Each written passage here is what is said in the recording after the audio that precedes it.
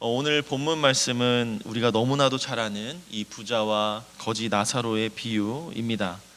오늘 본문의 특징은 이 저자 누가가 이 부자의 부유한 상태와 이 거지의 비참한 상태를 아주 날카롭게 대조하고 있다는 점을 우리가 본문을 통해서 알 수 있습니다.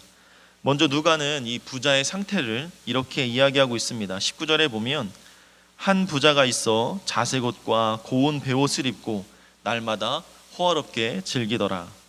이 짧은 문장을 통해서 이 누가는 이 부자가 얼마나 부자인지를 설명해 주고 있습니다. 그 단어는 이 세 가지를 통해서 살펴볼 수 있는데요. 옷, 잔치, 집. 이 세 가지의 단어로 이 부자가 얼마나 부자인지를 설명해 주고 있는 겁니다. 먼저 옷인데요. 자색 옷이다라고 이야기하고 있습니다. 이 옷의 특징은 원료에 있습니다. 이 자색 옷은 당시 어떻게 만들어졌냐면 달팽이에서 추출된 이 원료로 옷이 만들어졌습니다. 수많은 달팽이를 죽여서 그 색을 채취해 가지고 이 자색 옷을 만든 것이죠. 이 옷은 보통 사람이 입는 옷이 아니라 왕족들이 입는 옷이었습니다. 그리고 베옷은 속옷을 의미하는데 이집트에서 수입되는 아주 고급된 비싼 속옷이죠. 그리고 그가 날마다 호화롭게 즐겼다라는 말은 이 집에 날마다 큰 잔치가 벌어져서 매일 호의호식했다라는 것을 의미하고 있습니다. 또 마지막으로 이 사람이 부유함을 알 수 있는 단어가 20절에 대문이라는 단어입니다. 거지 나사로가 부잣집의 대문 앞에 버려졌다라고 했는데 이 대문은요, 헬라어 원어가 피론이라는 단어로 쓰였습니다. 이 피론이라는 단어가 언제 쓰였냐면 이 성문 입구를 들어갈 때 이 단어를 사용했는데요. 또 혹은 이 성전의 입구 대문을 이야기할 때 이 피론이라는 단어를 사용했다고 합니다. 또 개인 집에는요, 이 단어를 전혀 사용하지 않았습니다. 따라서 이 단어는 이 집의 규모가 얼마나 큰지를 이야기하고 있는 것이죠. 성전만큼 큰 집, 그 집에 사용하는 단어였기 때문이었습니다. 이 부자의 대문이 얼마나 웅장한지 성의 입구, 성전의 입구에 사용되는 단어를 사용했다는 거죠. 이 부자는 화려한 옷과 또 대문, 그리고 매일 수많은 잔치를 베풀고 살 정도로 날마다 호화롭게 호의호식을 하며 지냈다라고 저자는 이야기하고 있습니다. 그런데 이 부자에 대해서 나사로는 어떤 상태였을까요? 이 부자에 비해서는 20절과 21절을 보면 이렇게 이야기하고 있습니다. 눈으로 따라와 주십시오. 그런데 나사로라 이름하는 한 거지가 헌데투성이로 그의 대문 앞에 버려진 채 그 부자의 상에서 떨어지는 것으로 배불리려 하매 심지어 개들이 와서 그 헌데를 핥더라. 이 헌데투성이다라는 말은요, 이 현대어 성경을 보면 이 부스럼투성이라는 말입니다. 온몸의 피부가 엉망이다, 또 피부가 완전히 망가졌다, 이런 의미를 가지고 있는 거죠. 피부병을 앓고 있었다는 걸 알 수가 있었습니다. 그렇다고 이 나사로가 혹은 문둥병일까라고 추측할 수도 있지만 문둥병은 아니었습니다. 만약 나사로가 문둥병이었다면 이 성문으로 들어와서 구걸을 할 수가 없었을 겁니다. 문둥병자들은 보통은 성 밖에서 따로 별도의 생활을 했기 때문에 문둥병이라고 보여지기는 어려울 것 같습니다. 그는 문둥병자는 아니지만 그가 문둥병처럼 보일 정도로 피부병을 심하게 앓고 있었다라는 것을 알 수가 있죠. 누가는 20절에 나사로가 버려졌다라고 이야기를 합니다.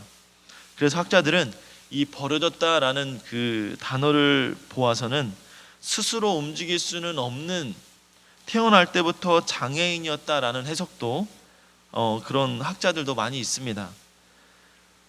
이 학자들의 말처럼 나사로가 날 때부터 안진뱅이였던지 아니면 지금 너무 배가 고파서 스스로 움직일 수 없는 상태이든지, 또 21절에 보면 나사로가 자기 몸을 핥으러 오는 개들도 쫓지 못할 정도로 힘이 없었다라는 것이죠. 여러분, 개를 키워보신 분들은 아시겠지만 이 개들이요 참 똑똑해요. 개는 굴복해야 될지 말아야 될지 개가 스스로 판단하고 판단할 만큼 똑똑하죠. 굴복해야 될 때는 완전히 바닥에 엎드릴 만큼 굴복하는 것이 개입니다. 그런데 이 개들이 지금은 나사로를 상당히 우습게 보고 있는 것이죠. 그래서 개가 핥고 싶을 때 언제나 아무데나 가서 나사로의 이 아픈 상처를 핥고 있는 겁니다. 그의 비참함을 나타내는 또 다른 말은 이 부자의 상에서 떨어지는 것으로 배불리려 함이다 라는 표현인데요. 여러분, 이 부자의 상에서 떨어지는 이 빵 조각이 무엇을 의미하는지 아십니까? 당시의 부자들은요, 이 기름진 음식을 먹고 난 다음에 그것을 물로 씻지 않았습니다. 이 빵으로 그것을 닦았다라고 합니다. 그래서 부자들의 옆에는요, 항상 식사할 때 빵이 있었다고 합니다. 기름진 손으로 빵을 닦아내고 그것을 버리면 개들이 먹는 거예요. 그 빵을 나사로가 먹는 것이다 라고 이야기하고 있습니다. 나사로는 그만큼 비참한 인생을 살았던 인물이었죠. 유대인들 그 랍비들에게 남자가 살았지만 사실 죽었다라고 하는 세 가지 교훈이 있었다라고 합니다.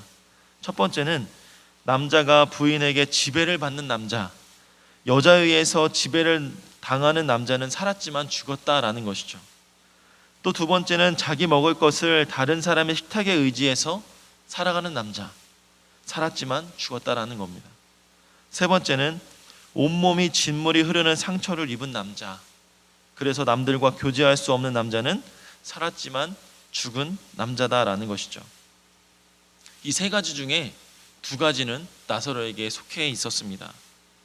이런 관점에서 본다면 나사로는 부인에게 지배를 받는 것이 아니라 개에게 지배를 당하고 있었고, 나사로는 시신과 같은 죽은 사람이었다라는 것을 알 수가 있습니다. 사람들이 그 대문을 지나면서 나사로를 죽은 사람으로 여겼습니다. 아무도 산 사람으로 여기지 않았다는 거죠. 그런데 이것보다 더 정말로 이해할 수가 없고 기가 막힌 것은 이 나사로라는 이름에 있습니다. 여러분, 복음서에서 예수님이 참 많은 비유를 하셨는데요, 오늘 누가복음 16장에도 예수님이 두 가지 비유로 말씀하셨는데, 그 모든 비유에서 예수님은 다 잘 살펴보면 무명으로 이야기하신 것을 알 수가 있습니다. 사람의 이름을 절대 말하지 않으셨어요. 한 아들, 부자, 또 청년, 이런 식으로 무명으로 설명하시는데, 유일하게 예수님께서 비유에서 이름이 거명된 사람이 딱 한 사람밖에 없는데, 그 사람이 오늘 부자와 나사로의 비유에 등장하는 이 나사로라는 사람이었습니다. 이 따라서 나사로라는 이름이 예수님으로부터 유일하게 나왔다면 이 비유에서 나사로는 이름이 굉장히 중요하다는 것을 알 수가 있죠. 그러면 이 나사로의 이름의 뜻이 무엇일까? 그 뜻은 하나님이 도우시는 자라는 뜻을 갖고 있습니다.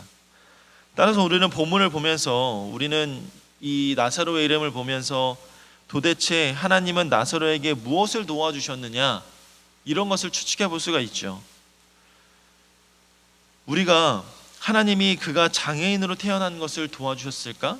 아니면 거지 생활을 할 수 있도록 도와주셨을까? 아니면 그 개들의 몸에서 흐르는 진물을 핥는 것을 보면서 상처가 심해지지 않는 것을 도와주셨을까? 여러 가지 추측을 해볼 수가 있습니다. 도대체 하나님은 나사로란 이름을 왜 지어주셨을까? 하나님이 도우시는 자라는 이름을 왜 주셨을까? 하나님이 어떻게 나사로를 도와주셨기에 그런 이름을 허락하셨을까?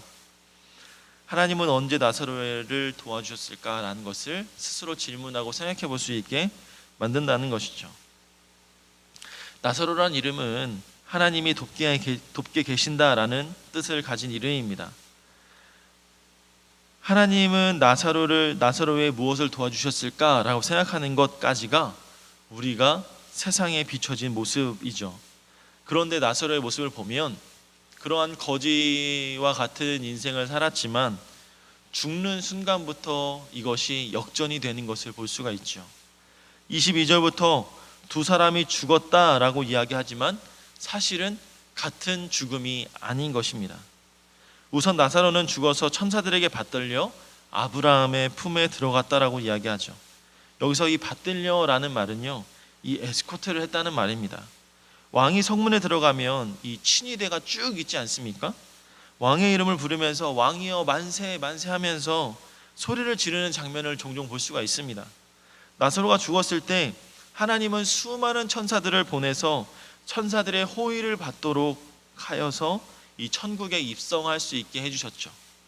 우리 눈에는 비참한 거지였고 아무런 가치가 없는 사람처럼 보였지만 하나님은 그렇지 않으셨다라는 겁니다. 우리가 삶을 살면서 이해 안 되는 것이 참 많이 있죠. 아무리 머리를 쓰고 기도해 보아도 설명이 안 되는 것이 있습니다. 신앙을, 하나님을 믿는 사람들의 모습을 보면 저렇게 하면 너무 좋겠다 하시는 분들이 참 많이 있죠.